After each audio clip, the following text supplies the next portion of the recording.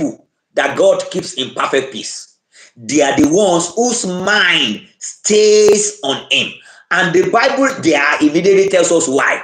Why does their mind stays on him? It says, because he trusts in him.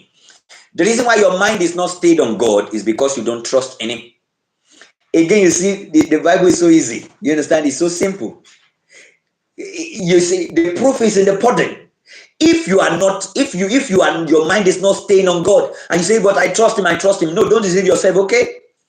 If you actually genuinely trusted in him, your mind will not be wandering here and there.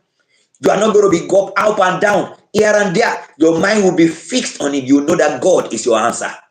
God is your source. God is your provision. God is your supply.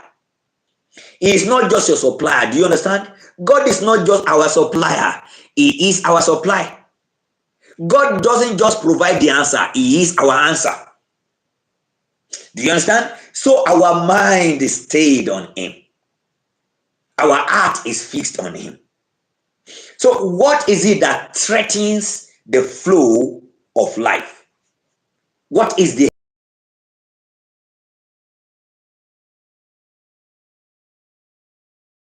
pass? The body, they are the offsprings of the two, which is the body and the soul. They are the gatekeepers. They are the ones that open the door for all kinds of things to come in.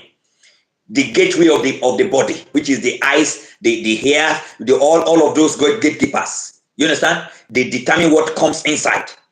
And they are also keen on bringing in all kinds of filthy information. Many of our hearts are perverse, are corrupted, are dirty, are filthy, are twisted. And it's because of the things that we have lived our lives feeding on. The things that we watch, the things that we look at, the things that we behold, the things that we dwell on, the things that we spend time on. And of course, again, the soul also, the things that we think on all day long, the things that we keep our minds on, the things that we worry about, the things that we focus on, the things that we imagine, that we reason, the things that we feel. And people today will say, oh, but that's how I feel, that's how I feel. Oh, goodness. But that's how I feel, but that's how I feel. Do you get what I'm talking about? I am saying to you that these things are the determinant of the condition of our life. These things determine the condition of our heart. The enemy's primary strategy is not to attack your circumstances. It is to contaminate your heart. You see, and I always say to the beloved ones, Satan doesn't care about your marriage. He doesn't care about your children. He doesn't care about your finances. He doesn't care about anything, your health. I want you to understand this. He cares about your heart. But because he knows what he can touch that will affect your heart, that's why he's touching your finances. That's why he's touching your health.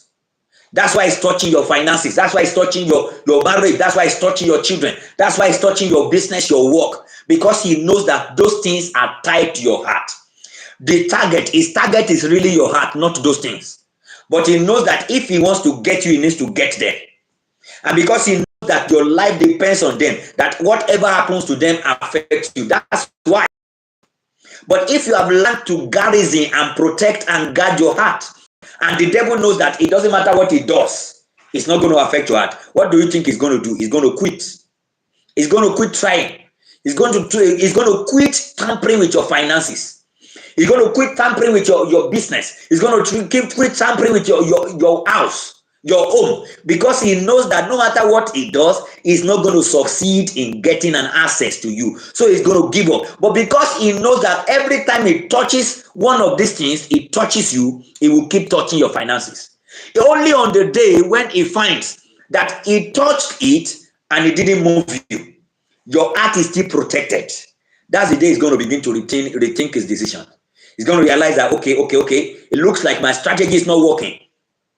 He's now going to go and look for another way because he finds out that he's touching this, but you are staying, your mind is still stayed on God. He touches that and your heart is still fixed on God. He touches that other thing and your heart is still fixed on God. He knows that he can't get you by touching the things around you anymore.